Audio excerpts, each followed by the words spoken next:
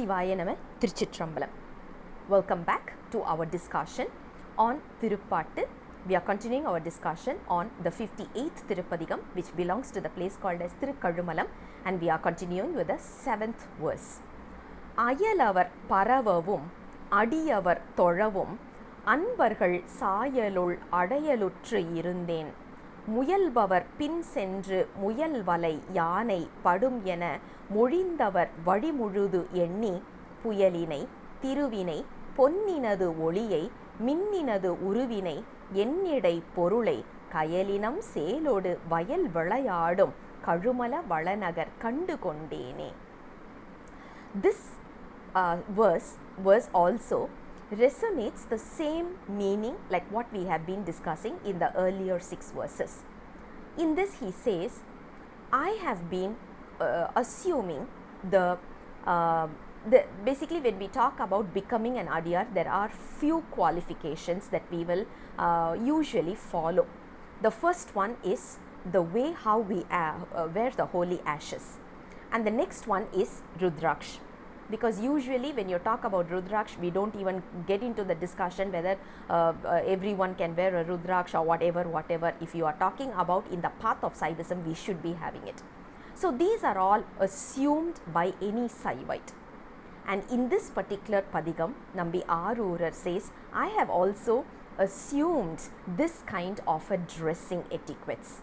Because when we talk about becoming a Saivite, there are certain etiquettes that is very, very important for us to follow through, and that is what he talks about over here.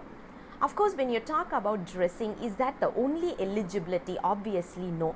We can be formally dressed, we can be wearing any kind of dresses, but how is our heart? End of the day, that is the most important one. But the dressing will also help or guide in that. Now let's look at the verse over here. He says, the first 2 lines he says, everyone around me are singing holy praises and they are able to pray, worship and totally surrender themselves to Lord Shiva. I'm able to see the way how they are surrendering, and the first thing I observed from them is the way how they have dressed. Basically the way how they have worn the holy ashes, and how are they wearing the rudraksh and all these. So I started assuming that kind of a dressing sense as well. So he says, anbarkal saayalul adaiyalutru I have also started assuming those kind of dressing sense. And there is a very old saying which is taken as, the literal translation goes this way. When we are having a net to catch a hare or a rabbit, imagine when an elephant comes and gets stuck in that particular net. It's unbelievable, right? Because how big should a net be when we want to catch a rabbit or a hare? Obviously, it's going to be very small.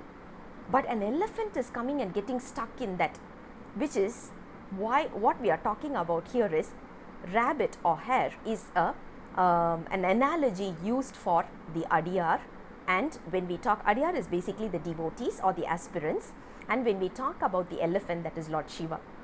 When we are opening up a net to catch the other, the other disciples and all these, the aspirants, Lord Shiva himself comes and gets himself caught in that particular net. And Nambi Arurar says, when I heard this, I got so impressed and attracted towards that particular way, and so I also started assuming that path, the path of Saivism. And then he starts explaining about Lord Shiva, the way how Lord Shiva is. He is being the rain water for the plants, because without rain we cannot harvest anything. So rain water is must. So Lord Shiva is like the rain water. Lord Shiva is the ultimate wealth that we need to have. Whenever we talk about wealth, we need to talk about the ultimatism, right? The wealth is all about Lord Shiva. And he says he is also the shiny, bright light that we get from gold. Because when you talk about gold, no one induces the brightness in it. It is naturally bright. And so he says Lord Shiva is the brightness that we see in the gold. Not only that, he is like the lightning. If you look at lightning, you can imagine what kind of a capacity the lightning is going to have, right? So Lord Shiva is exactly that, like that, and he is someone that is already there in my heart.